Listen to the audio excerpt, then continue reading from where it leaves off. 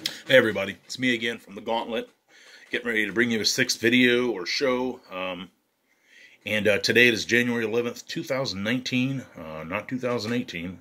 Hard to believe we already started a new year. I haven't had a video up for a while. I didn't put up a video before Christmas, so I didn't have a chance to wish everyone a Merry Christmas. And if you celebrate Hanukkah, a Happy Hanukkah and a Happy New Year. And I hope your New Year has been good so far. Hopefully you enjoyed time with your relatives during the holidays.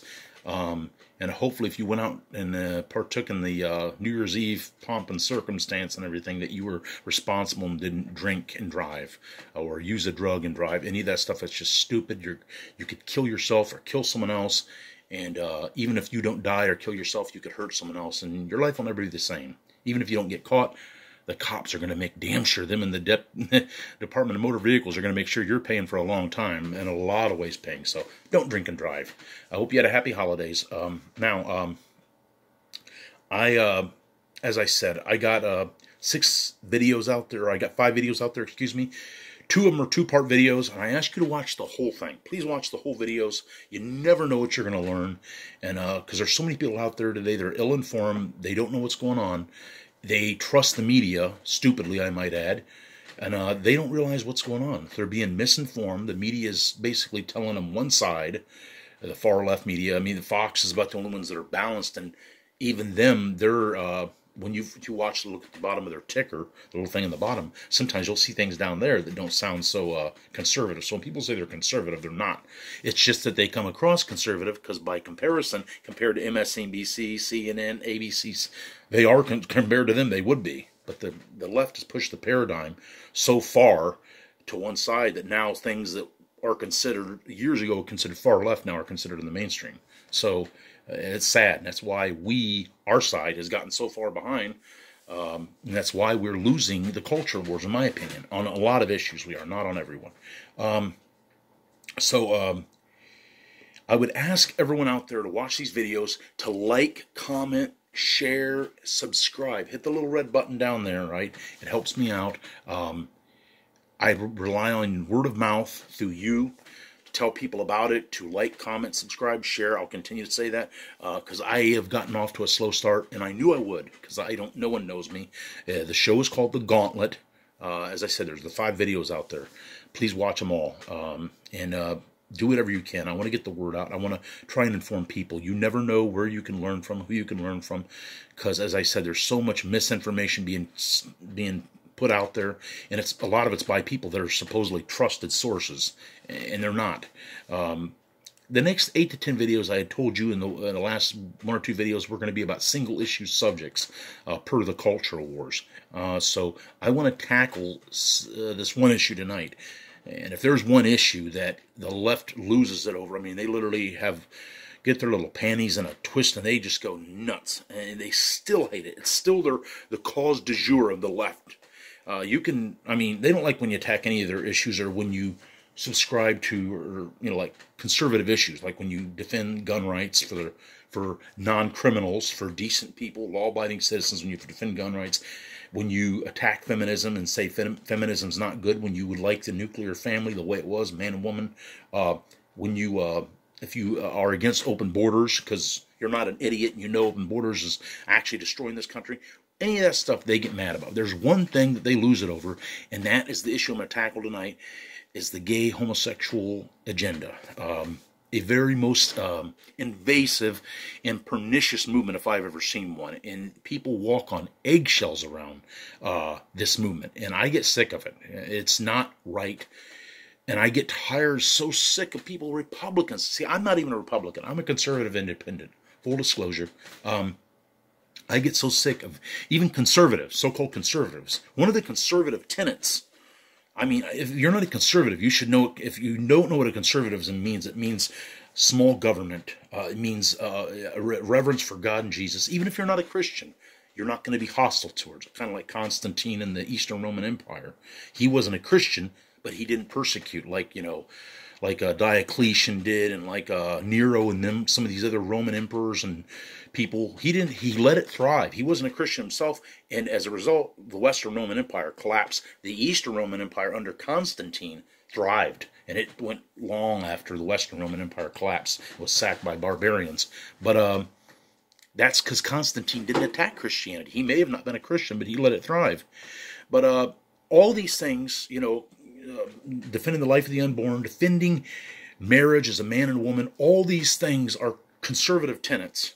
And now I hear, especially even when it comes to the parties, the Republican Democrats are all on board with gay marriage and all that, the whole agenda that they say doesn't exist. That's a laugh. But they're all on board with that. Now you got Republicans and even some conservatives, so-called conservatives, saying that it's a settled issue. I got news for you. It's not a settled issue. Marriage is not a settled issue. We don't get our rights from the Supreme Court. Supreme Court, frankly, in the Obergefell decision, committed judicial fiat. They created a right where there's not a right. And that's why they had DOMA struck down back in a couple of years before that. DOMA was struck down when it was the Defense of the Marriage Act, which was signed by Bill Clinton, believe it or not. And that's when the Democrats, of course, who are ever so constantly lying to people and telling people, oh, I'm for this, and then they switch when it's politically expedient. So they had that knocked off. Then they went after DADT. They went after DOMA. Then they said we want to be married. They were lying all along. The gay rights advocates, the gay rights goons, as I call them, they were lying. They've been trying to destroy marriage for years, and they finally have been able to strong arm the Supreme Court, probably because of money, to be able to basically create a right where there's not a right. They also denied precedent. Did you know that? There was precedent involving gay marriage all the way back in the 70s when a guy named Baker brought this case to the Minnesota Supreme Court, and he, in his, they think it was just a test. I think the guy was actually a fruitcake, but at the same time, he brought the case for the Minnesota Supreme Court. They basically upheld the licensing agency and said you were right not giving them a license. So they appealed all the way to the Supreme Court. What did the Supreme Court say back in the 70s? What did they say? We will not take up the case for lack of federal question, which means this is not a federal matter. And even the Supreme Court back before they struck down, or before they said that marriage is a right, even they acknowledged it's not a matter for the federal bench. It's a matter for the states. Anything that's not vested in our Constitution, the Bill of Rights, is left to the states per the 10th Amendment. And we basically trample on the 10th Amendment, or I should say not we did, the Supreme Court did trample on the 10th Amendment, and they also denied precedent in 1973 when the Supreme Court said this is not a federal matter. So it's sickening the power that the gay lobby has. And no one, how many times do you hear people don't want to even speak out against it? It's sad that people walk on eggshells around them. They don't want to. You have a right to your feelings. Do you understand it? You have a right to your feelings. If you see something, you say, I don't like that.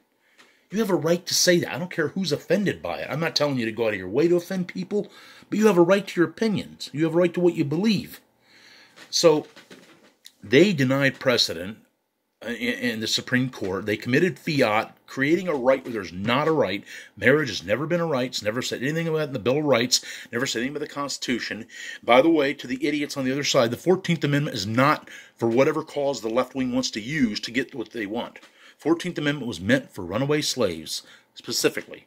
And I heard a good friend of mine out there who, his name is John Mudd, Oshie Lane, Mind of Jamal. He said that. And I mean, I knew it already, but I was glad to hear him say it. Way to go, Jay.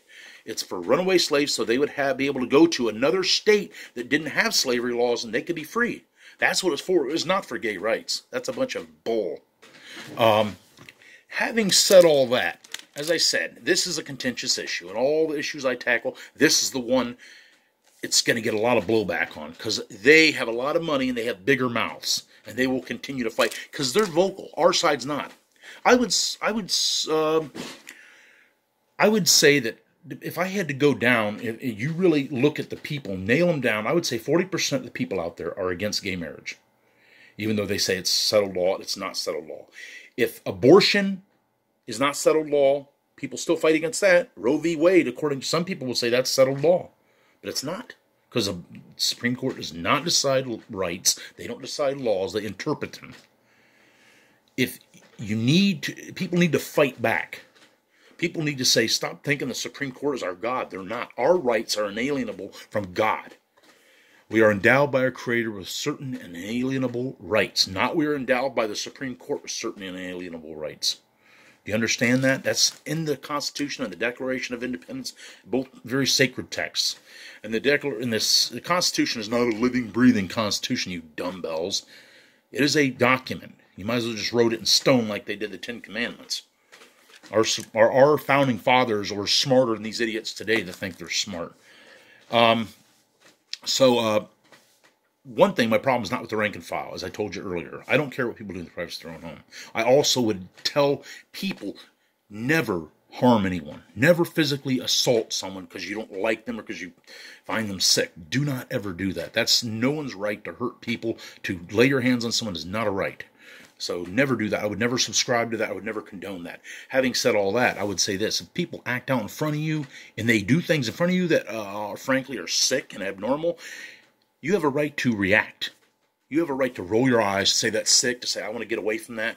You have a right to your feelings. I get so sick of the gay rights people acting like you have to affirm everything they do. You have to approve of it. No, it's offensive. They don't seem to understand that. It's offensive, and it's never going to be. Never. Did I say never? Never. It's never going to be like a man and a woman. Never. A man and a woman is what created you, right? No matter what they say, a man and a woman created you. It took heterosexuality to create people. Now, my biggest problem, though, is with groups like the Human Rights Watch, Lambda Legal, GLAAD, PFLAG, these gay rights parades. They call them pride parades, which is a joke. I think it's a form of reverse psychology, because I think the first thing a lot of them feel is shame. So they just basically shrug it aside. Like, I'm going to be proud of it, you know. A lot of people, when a kid gets caught doing something, if he gets caught doing something so many times it's wrong, eventually they get rebellious and say no. You ever seen a kid act that way? It's the same thing with this movement. I also have a problem with the indoctrination of our students and children, whether it's and they're doing it now at a very young age. Don't think for a second they're not doing it to young kids. They're doing it at a very young age now. I don't like the proliferation of it. You see it everywhere. Do you not? Am I lying? You see it on Hollywood, media. You get every damn time you sit there and you talk to people anymore, you hear about someone coming out. Now you got this transgender lunacy, which if it wouldn't have been for gay marriage, I assure you the transgender stuff would not be nearly as bad as it's gotten. And I'll get to that a little bit later. But what people do in the privacy of their own home is their business. And as I said, I have a problem. It's with the higher ups. The higher ups, the ones that push the movement, and the George Soros types that put the money behind all of it. Now, the biggest thing that you might as well know when you ever get into an argument with someone or a debate with someone about this issue, you might as well go in knowing three things that they possibly are going to come at you with.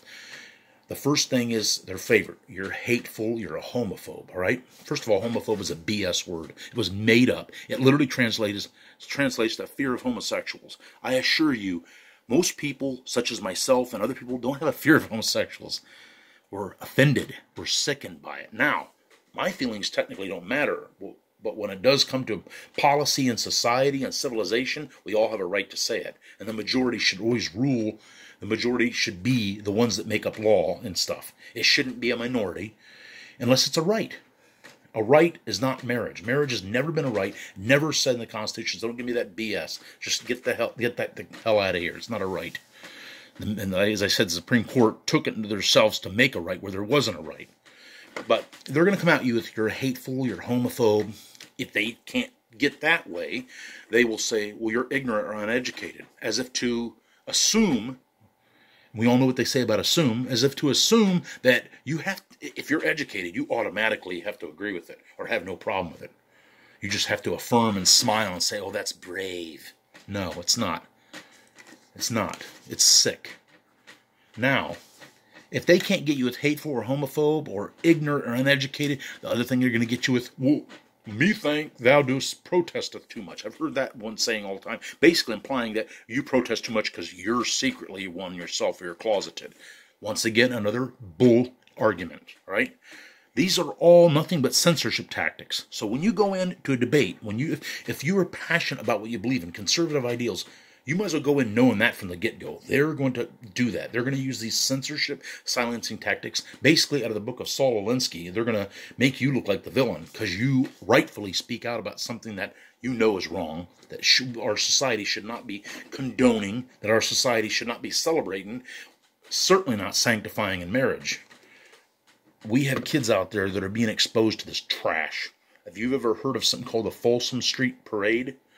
It's in San Francisco, enough said. And they in Facebook, a lot of times you'll get notices and stuff from family organizations and stuff. And they showed, thank God they had it blocked out, but they showed a person that was blocked out. They were totally naked. It was some guy, whatever. And they showed a kid real close. The kid's face said it all. And I'm laughing about it, but it really can make you cry. Because the kid's being exposed to this trash. He's going to grow up thinking this is totally normal. And this is part exactly. There's a method to their madness. They want to desensitize you, me, everyone.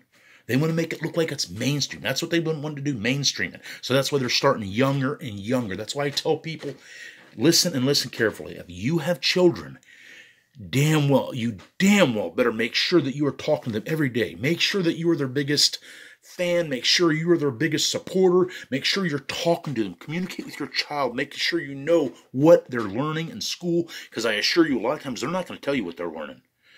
I would encourage people to talk to your kid at least 2 times a week about what they learned in school today.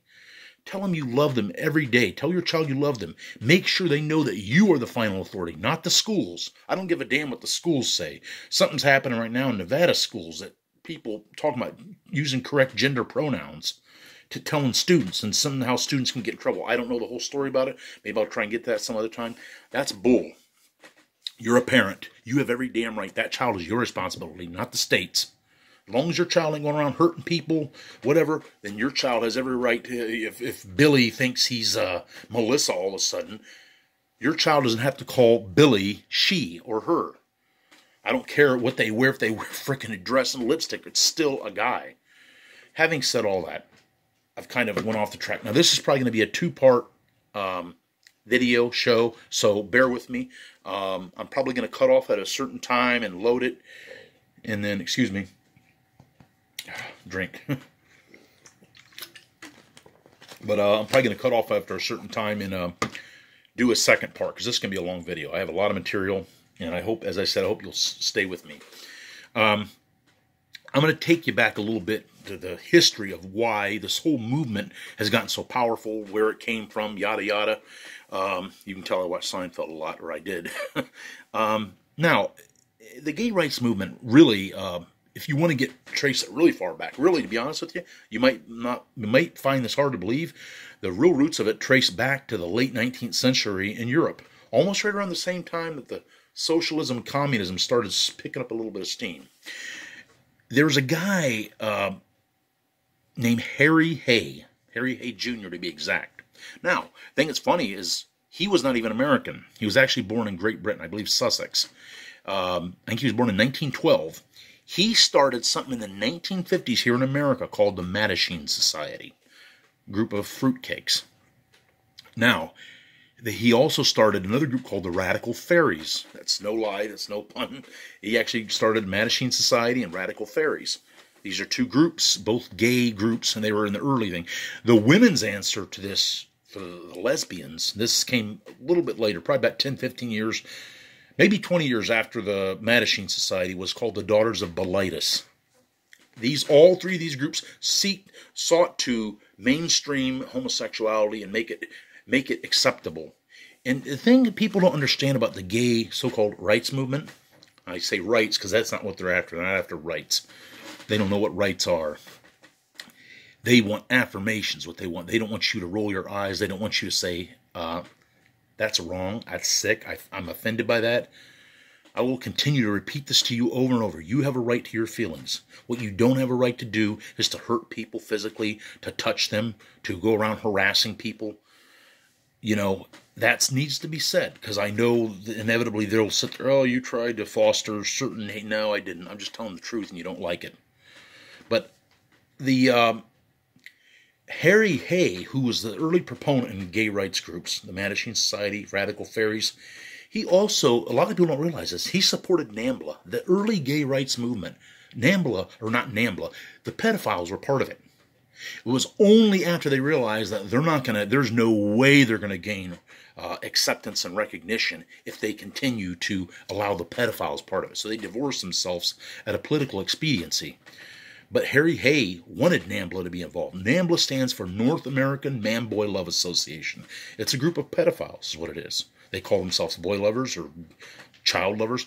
They're perverts. They're deviants.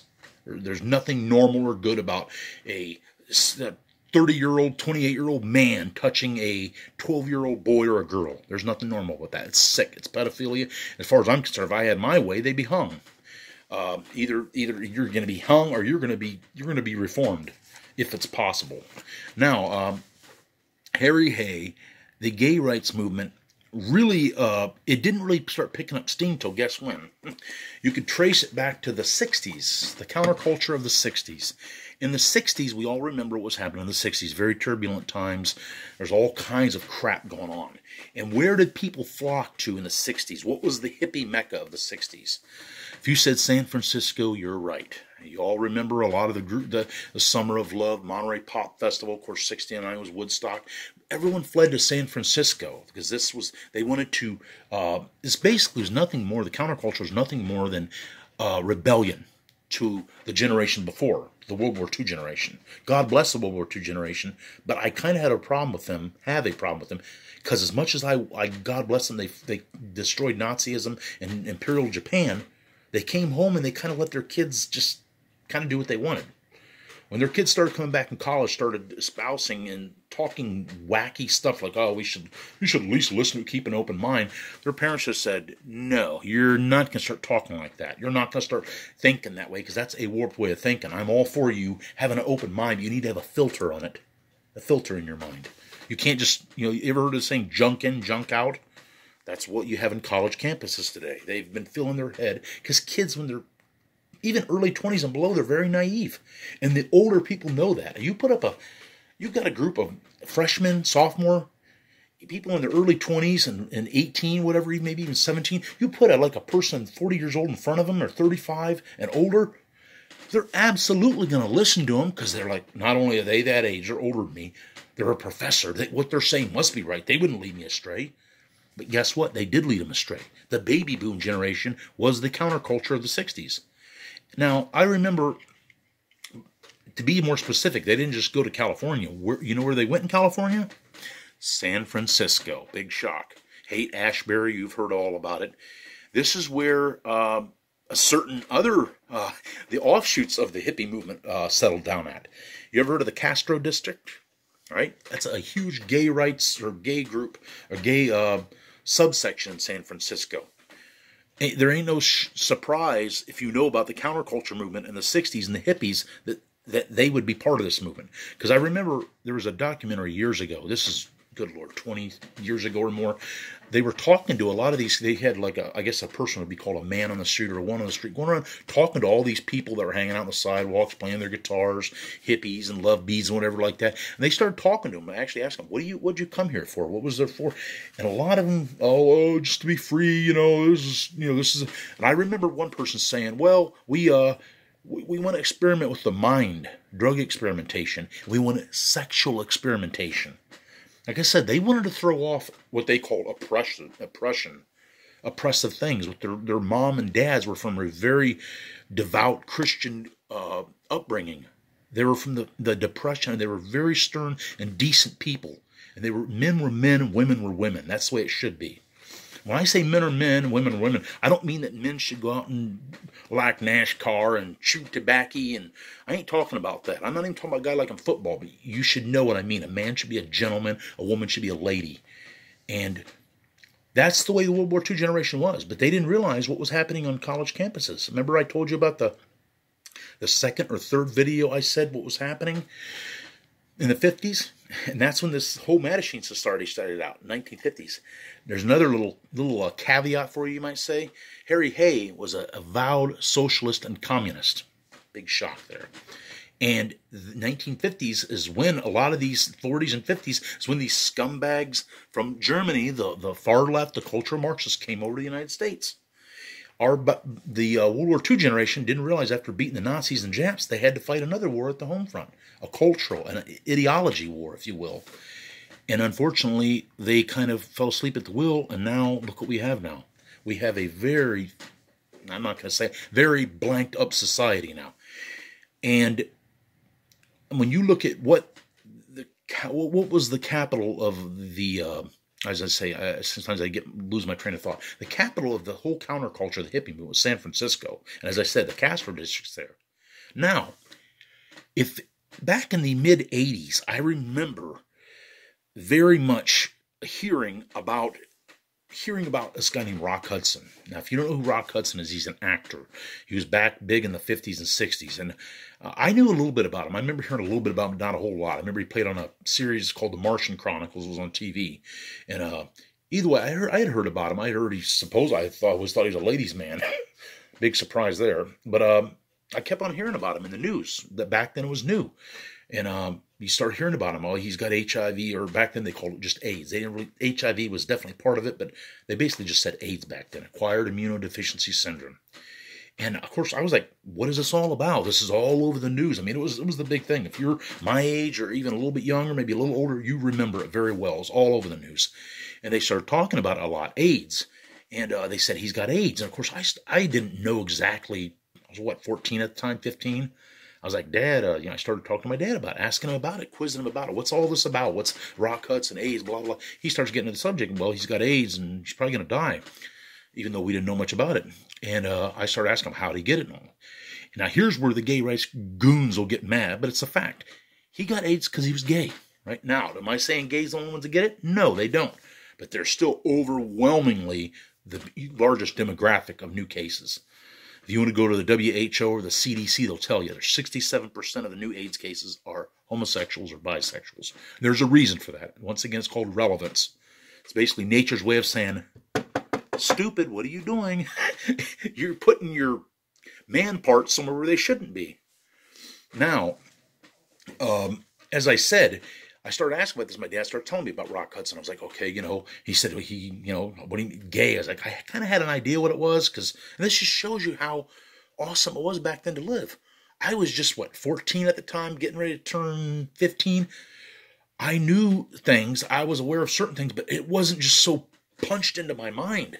No one told me about it. So I hear about it, and they say that you're taught this stuff, that you're taught, this is horse piss. You're the ones taught what you're taught, that there's nothing wrong with this. They say you're taught hate. I'm like, shut up. Get the hell out of here. No one's taught hate. I was never taught, my parents, my family, people I knew never talked about it. When I first heard about Rock Hudson, I was like, my dad's like, he likes men. I'm like, what do you mean? You mean like that? I'm like, yeah. Natural instinct. This is what's innate. I was like, ugh, you're serious? You look at the guy, he could have got a lot of beautiful women. Now, how he came to that, that's his business. A lot of people say, I've heard this from the gay rights goons. You think I decided to wake up one day and be this way? No, dumbbell. I don't think it's that simple. I think for every person, there's probably a different story. There's various reasons why people probably decide to start engaging in this activity. Sometimes it's probably drugs. Sometimes it's alcohol. And a lot of these people I've heard that engage in this were molested. I can't count how many people I've heard about that are homosexuals that ended up being molested when they were younger. So this is why I say homosexuality and pedophilia, they absolutely are linked. They can lie all they want. They can get mad and they get offended. Too damn bad. I mean, I guess I can bring you up a list of people that are that way that said, yeah, I was molested. And all of a sudden, somehow now they're that way. I don't think that's a coincidence. Now, I'm going to leave off from here, and I will put up the other video. I'll probably put up these videos together so you won't have to wait. I'll just go down there and load this video and then get it on the computer so I can start the other one because my phone don't have a lot of room on it. So remember, we left off from the 70s, 60s, 70s counterculture, Rock Hudson, and I will follow up after that. I'll see you then.